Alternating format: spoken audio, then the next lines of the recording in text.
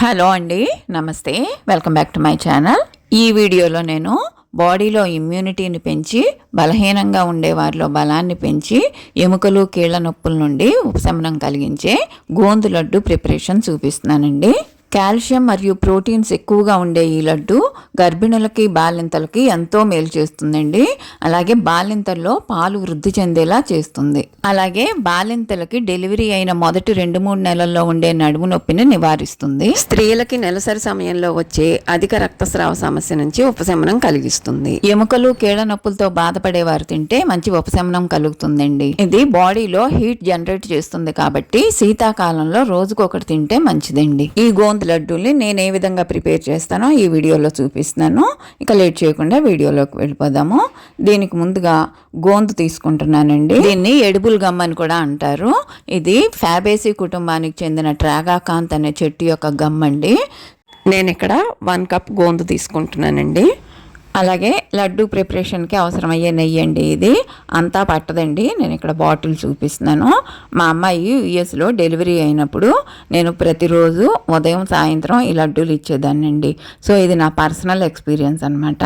ముందుగా స్టవ్ మీద పాన్ పెట్టుకొని పాన్లో 4-5 స్పూన్లు నెయ్యి హీట్ చేసుకోవాలండి. మంట లో ఫ్లేమ్లోనే ఉండాలండి. నెయ్యి హీట్ ఎక్కిన తర్వాత దాంట్లోకి 1 కప్పు బాదం పప్పులు యాడ్ చేస్తున్నాను. ఈ బాదం పప్పులను కూడా లో ఫ్లేమ్లోనే బాగా ఫ్రై చేసుకోవాలన్నమాట. బాదం పప్పులు బాగా ఫ్రై అవ్వడం అంటే అవి వేగినప్పుడు చిట్టపటమని సౌండ్ వస్తుందండి. అలా సౌండ్ వచ్చినప్పుడు వాటిని తీసి ఓ బౌల్లో కలెక్ట్ చేసి పక్కన పెట్టుకోవాలి. ఇప్పుడు అదే నేతిలో 1 కప్పు వాల్నట్స్ వేసి ఫ్రై చేసుకుంటున్నాను. ఇవి త్వరగానే ఫ్రై అయిపోతాయండి. 3 to 4 మినిట్స్లో ఫ్రై అయిపోతాయి. ఆ తర్వాత వీటిని కూడా తీసి పక్కన పెట్టేసుకోవాలి. అదే నేతిలో 1 కప్పు జీడిపప్పు వేసి ఫ్రై చేసుకోవాలన్నమాట. నేను ఇక్కడ తీసుకున్న జీడిపప్పు, వాల్నట్స్, బాదం పప్పు కాస్ట్ ఎక్కువ అనుకుంటే వీటి ప్లేస్లో వేరుశనగపప్పు, నువ్వులు, ఎండు కొబ్బరి లాంటివి కూడా యూజ్ చేసుకోవచ్చండి. మన ఇష్టం. ఒకవేళ వాటిని తీసుకున్నట్లయితే అవి కూడా ఇలాగే నేతిలో దోరగా ఫ్రై చేసి పక్కన పెట్టుకోవాలండి. ఇప్పుడు ఇదే నేతిలో 1 కప్పు గోధుమ పిండిని మంచి సువాసన వచ్చే వరకు ఫ్రై చేసి పక్కన పెట్టుకోవాలి. నాకు ఆ పిక్ మిస్ అయిందండి. ఇప్పుడు కళాయిలో మరి కాస్త నెయ్యి హీట్ చేసుకొని లో ఫ్లేమ్లోనే ఈ గోందుని కొద్దిగా తీసుకుంటూ ఫ్రై చేసుకోవాలండి. గోందు అనేవి ఆయిల్లో వేయంగానే సగ్గుబియ్యం వేగినట్టుగా పొంగుతాయన్నమాట. పాప్కార్న్ లాగా పొంగుతాయి.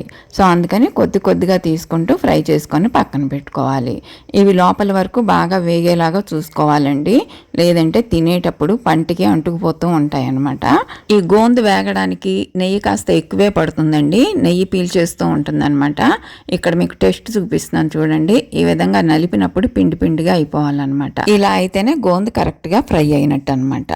ఇదే విధంగా కొద్దిగా నెయ్యి యాడ్ చేసుకుంటూ కొద్దిగా గోందు యాడ్ చేసుకుంటూ ఫ్రై చేసుకోవాలండి. ఒకేసారి ఎక్కువ నెయ్యి ఎక్కువ గోందు వేసుకోవద్దు. మనకి బాగా ఫ్రై అయ్యాయో లేదో తెలియదు అనమాట. సో ఈ విధంగా బ్యాచ్లుగా వేసుకుంటూ గోందు మొత్తం ఫ్రై చేసుకొని పక్కన పెట్టుకోవాలి. ఇప్పుడు వేయించి పెట్టుకున్న డ్రై ఫ్రూట్స్ అన్నిటినీ మిక్సీ జార్లో కలెక్ట్ చేసుకొని కోర్స్గా గ్రైండ్ చేసి పక్కన తీసి పెట్టుకోవాలి. మనం ఇంకా కావాలనుకుంటే పిస్తా పప్పు, గుమ్మడి గింజలు లాంటివి కూడా నేతిలో ఫ్రై చేసుకొని మొత్తం కలిపి ఈ విధంగా మిక్సీ పట్టుకొని లడ్డు ప్రిపరేషన్లో యూజ్ చేసుకోవచ్చు. ఇప్పుడు అదే మిక్సీ జార్లో వేయించి పెట్టుకున్న గోందుని బ్యాచ్లుగా వేసుకొని ఈ విధంగా మిక్సీ పట్టుకోవాలి. ఇందులో నెయ్యి కంటెంట్ ఎక్కువగా ఉంటుంది కాబట్టి ఈ విధంగా జారుడుగానే ఉంటుందండి. ఈ మొత్తం గోందుని మిక్సీ పట్టుకున్నాక ఈ విధంగా ఉంటుందన్నమాట. నేను ఈ మొత్తాన్ని ఒక బేసిన్లో కలెక్ట్ చేసుకున్నాను. ఇప్పుడు దీంట్లోకి కోర్స్గా గ్రైండ్ చేసి పెట్టుకున్న డ్రై ఫ్రూట్ పౌడర్ని అంతా కూడా దీంట్లో యాడ్ చేసుకుంటున్నాను. ఈ మొత్తాన్ని ఒకదానికొకటి బాగా కలిసే విధంగా బాగా కలుపుకోవాలండి. ఈ విధంగా ఇప్పుడు ఈ మిశ్రమంలోకి నేతిలో దోరగా వేయించుకున్న గోధుమ పిండిని యాడ్ చేస్తున్నాను.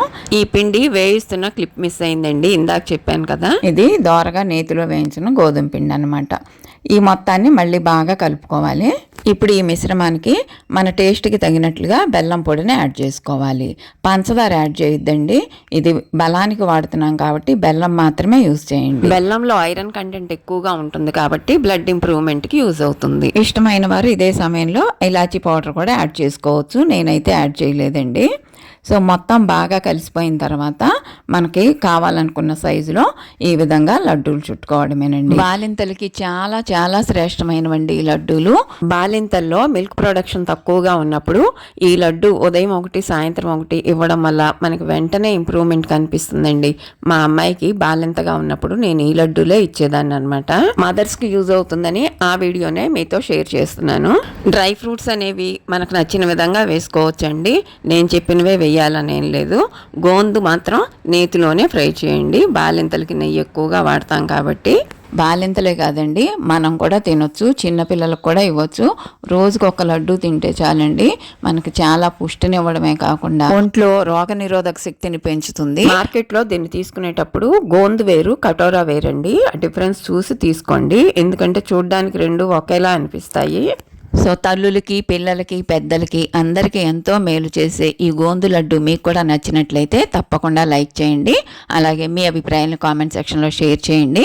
మరిన్ని వీడియో అప్డేట్స్ కోసం నా ఛానల్ సబ్స్క్రైబ్ చేయడం మాత్రం అస్సలు మర్చిపోకండి. మరో మంచి వీడియోతో మేము ముందుంటాను. అంతవరకు సెలవండి మరి. నమస్తే.